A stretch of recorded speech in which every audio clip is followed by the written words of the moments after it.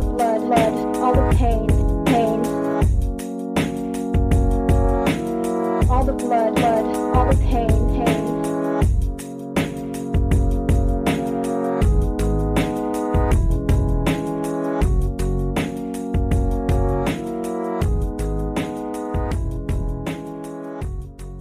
Hi, Crime Salad listeners. We're your hosts, Ashley and Ricky, and we're here with another episode of Crime Salad. If this is your first time, welcome. Before we begin, we would like to give a shout out to our very first Patreon, Brooke. Thank you, Brooke. Yeah, thanks, Brooke. And also, check out our Patreon. You can find a direct link on our website or at patreon.com/crimesaladpodcast. Members like Brooke get a shout out on an episode, behind-the-scenes look at current cases, and we're just getting started, so we're hoping to add more things like bonus episodes and merch. If you would like to support Crime Salad, share our podcast with a friend and give us a 5-star review on iTunes or any platform you listen to podcasts on. Today's episode is a story about the murder of a 19-year-old young woman by the name of Jessie Blodgett. Jessie was a very caring young woman and was loved by her friends and family. She was known for being exceptionally gifted in music. She loved to play piano and violin. Jessie had many friends and surrounded herself with musically talented people just like herself. As a creative, inspiring young musician, she was often playing and writing music with good friends and dreamed to share her talent with the world. One of her very close friends was Daniel Bartelt, who was also very musically inclined. Kids that knew him in high school thought he was funny. He was always making jokes and was a good friend. These two had a very close connection, that boy-girl friendship. You know, the ones who sat next to each other in every class throughout high school. They also both happened to play the violin in the high school orchestra. Daniel was the first chair and Jessie was the second chair. The two had a lot in common and both decided to start dating in their sophomore year in high school. But in just 4 short months, it didn't seem to be working out as well as they thought. As Daniel broke things off, they would continue to stay friends. High school graduation was approaching, and the big decision was to be made. What to do after high school? As some of us may have followed the similar path, Jessie listened to her father's advice to pursue a more traditional career and to keep music and performing as more of a hobby. I feel like this is something like every creative person goes through. You know, they want to do something that's their dream, you know, something they're passionate about. And then they have their parent being like, yeah, but concentrate on something realistic and maybe, you know, do that on the side or, you know, in the future. Yeah. And, you know, you're so young right out of high school. There's so much pressure on kids, you know, planning out like what to do for the rest of their lives. You know, plus it's like you go to college orientation and they have a list of things that you can do. They're like, oh, you could work on computers, like you could do sports management, you could be an English teacher.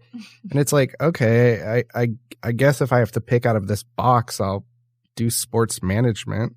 Yeah, it's definitely a lot of pressure at such a young age. Taking her father's advice, Jessie enrolled into the University of Wisconsin-Milwaukee, but only attending for a short time before following her heart and transferring to Peck School of the Arts and redirecting her focus towards sharing her gift by teaching music. At this time, Daniel and Jessie went their own separate ways once they both started college. Daniel attended the main campus of the University of Wisconsin, which is about an hour and a half away, while Jessie stayed at home attending the University of Wisconsin-Milwaukee branch in their hometown. While attending school, she started her own business at her parents' house, teaching piano, voice, and violin lessons to children and young adults. Soon her dream was beginning to take shape, and her life was starting to unfold like she imagined. The year was 2013. Jessie came home from running errands and told her parents Daniel had dropped out of college and was on his way back home. This struck her parents as a surprise because Daniel was a straight-A student, and he was very bright.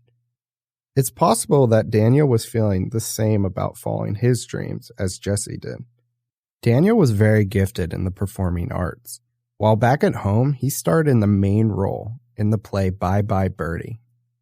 Now that Daniel was home, Daniel and Jessie rekindled their friendship. They were making songs together all the time.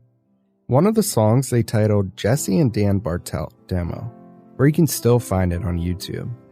The emotion-driven song has an eerie piano playing loudly, with a distant vocal in the background, beautifully sung by Jessie. It creates a beautiful, yet haunting atmosphere. It gives me chills just listening to it.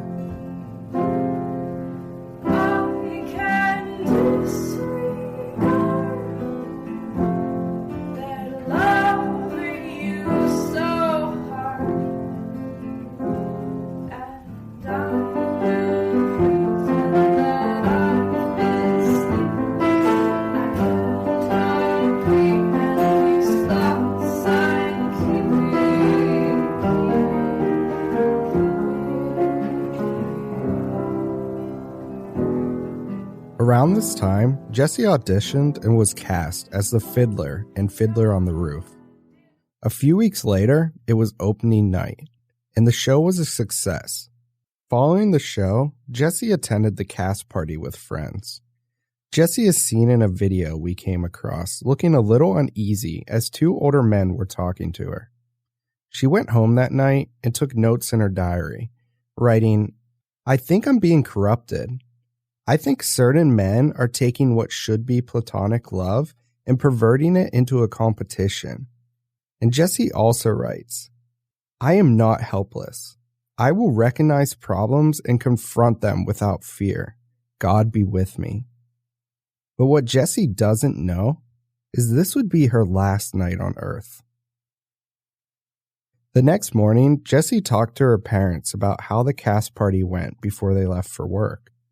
She also mentioned the two older men who were talking to her. Her mom and dad left for work, and later that morning, Jessie's mom came by the house on her lunch break. As she was home, there was a knock at the door.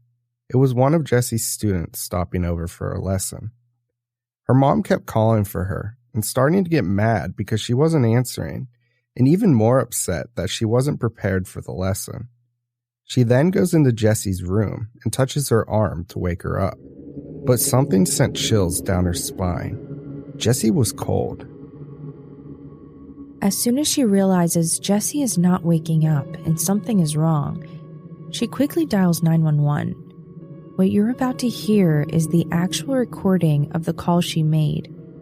I have to warn you, this next clip is not easy to listen to.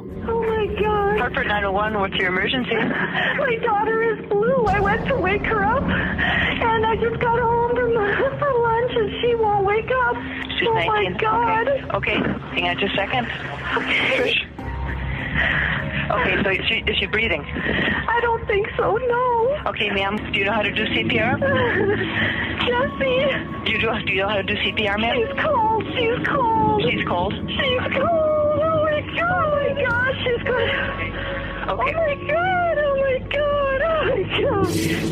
Her pants are all wet and she's got, it looks like strangulation marks.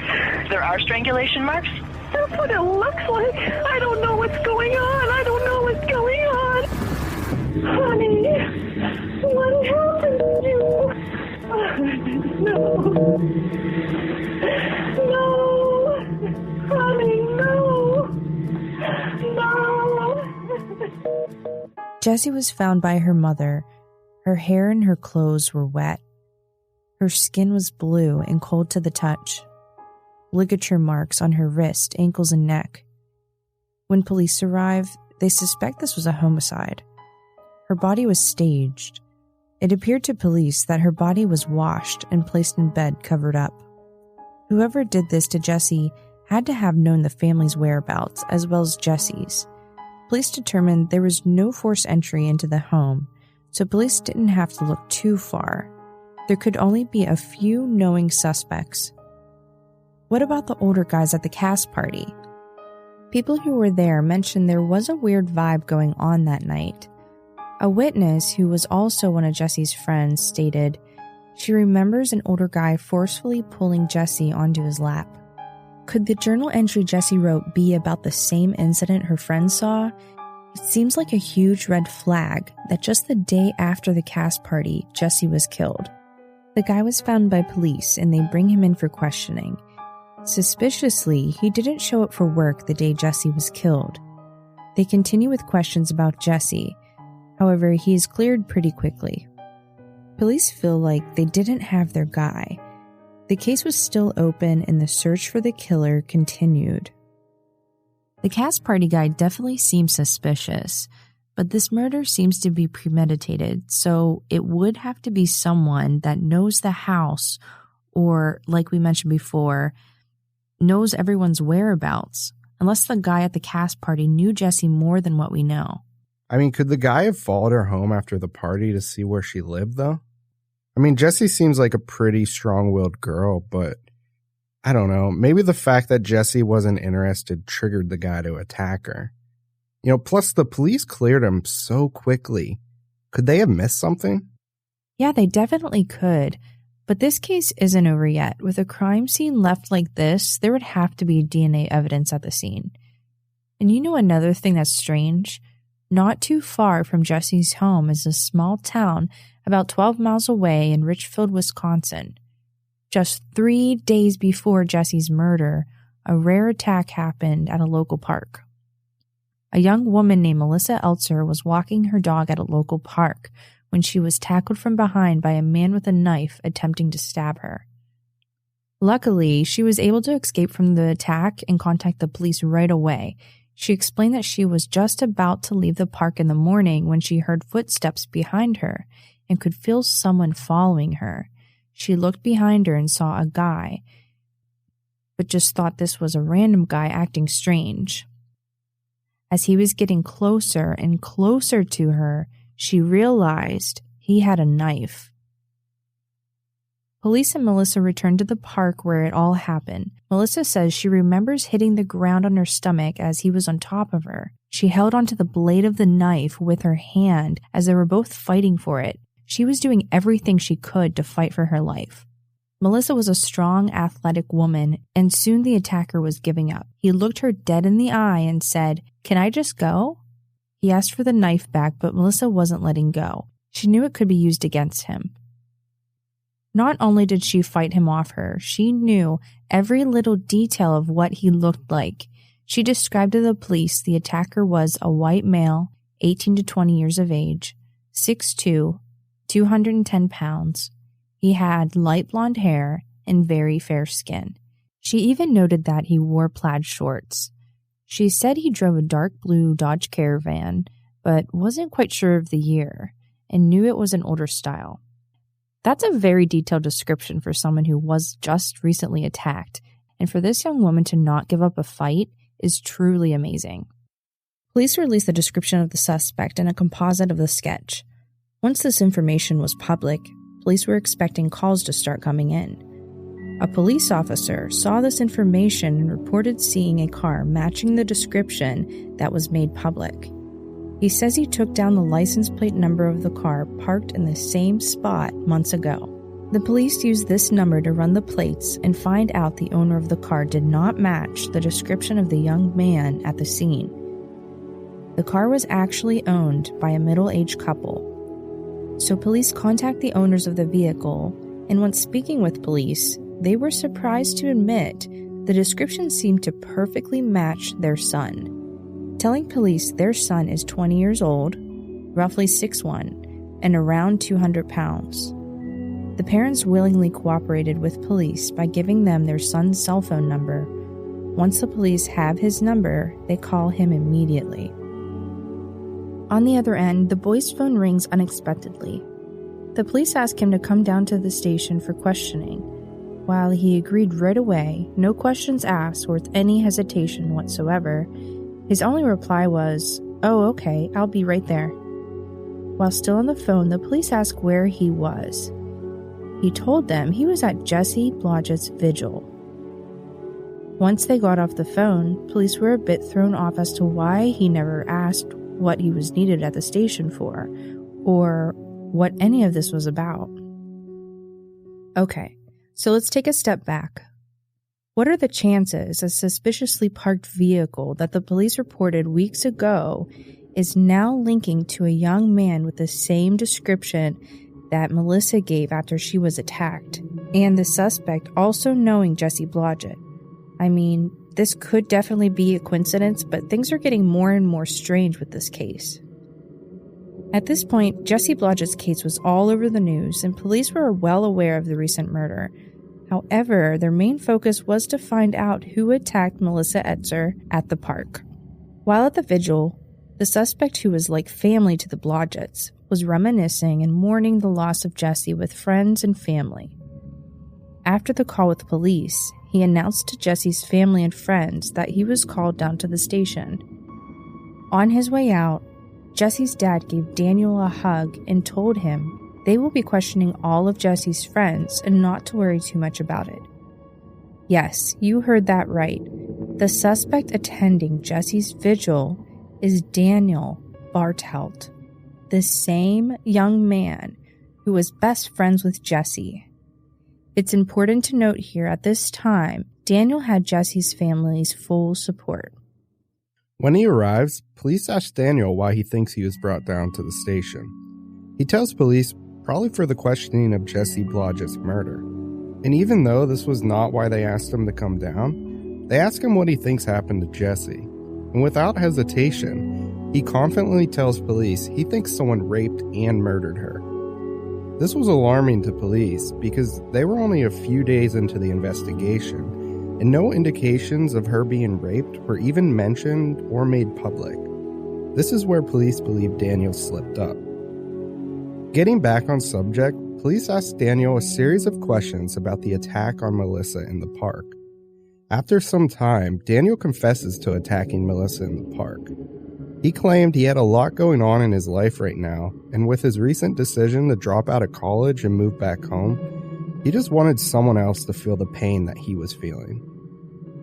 So police began to wonder, if Daniel could attack an innocent girl in the park, could he also be responsible for killing Jessie a few days after the attack? I mean, could Daniel really have killed his best friend? At this time, Daniel was taken into custody for his attack on Melissa in the park.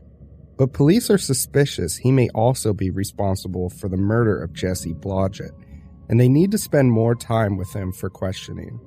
Police ask Daniel a second time what he thinks happened to Jessie.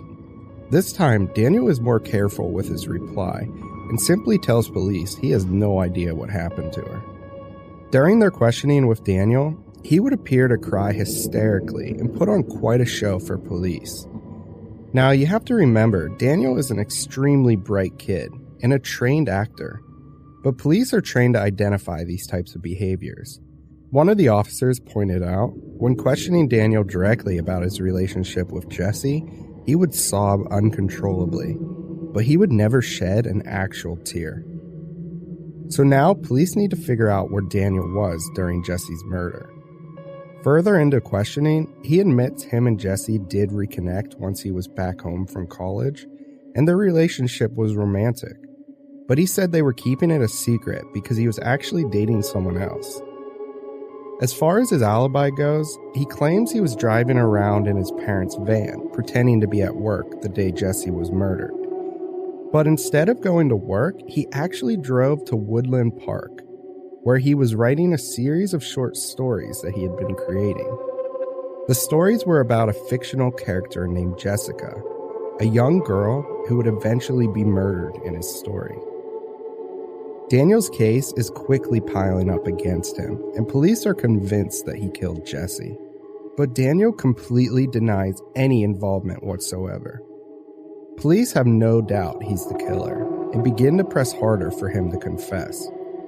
Daniel loses his emotional tone, and as police feel like they are just about to get him to crack, Daniel requests a lawyer. Being the police could only go off of what they got from Daniel during the interview, they didn't have a lot. Following up with Daniel's alibi, police pull the surveillance footage at Woodland Park. And sure enough, Daniel was telling the truth about where he was that day. In the surveillance footage at Woodland Park, he's seen carrying a cereal box and disposing it in a trash bin. Police then obtain warrants, allowing them to confiscate Daniel's personal laptop and conduct a full search on it. hoping to find some clues or a possible motive. Searching his computer, they find a series of pornography, including disturbing videos, including hog tying and extreme bondage. Evidence of these techniques were also apparent where Jessie was murdered. With all this evidence, police believe Jessie was hog-tied, gagged, and raped before being strangled to death. And then after she was dead, taken to the bathroom, bathed, and then returned to the bed she was killed in. Police drive to the spot where Daniel was seen in the security footage and investigate the trash can. They find a cereal box, and stuffed inside the cereal box is a ball gag, rope, and alcohol wipes. With a full investigation on Daniel and his belongings, the same rope is found in his garage, matching perfectly with the size of the ligature marks found on Jessie's neck. Further in the investigation, they find a roll of tape under Jessie's bed with Daniel's fingerprints on it, used to tape the ball gag in Jessie's mouth. This same type of tape was also found in Daniel's basement and left behind at the attack happening to Melissa in the park. Daniel's DNA is also found under Jessie's fingernails. The family find it hard to believe that Daniel could have done this, especially when he had the nerve to attend Jessie's vigil. They appeared as such good friends, and they wrote songs together just weeks before. Maybe this is where his good acting skills came into play. Maybe the story he was writing of the fictional character was more of a plan to murder Jessie. But why would he even tell the police when it clearly reflects what was happening to his friend? I still don't understand why he would even do this to Jessie. He was such good friends with her. It's hard to tell how long he was planning this for. Some people believe that this was a disturbing fantasy that Daniel played out, which leads people like Jessie's dad believing he's a sociopath. And this is where the trial begins. Daniel never fully confesses to the murder of Jessie. In court, he's given a chance to say a few words. Daniel speaks in front of the court, including Jessie's family and friends, and his family, sounding very apologetic for their loss. When you listen to him speak in court, it sounds like it's almost a part of a play. Buck, Joy, I can't give you the answers that you're looking for. You say how you count the days and the hours, and I do too. I have every day. There's no hiding from yourself in a tiny concrete cell.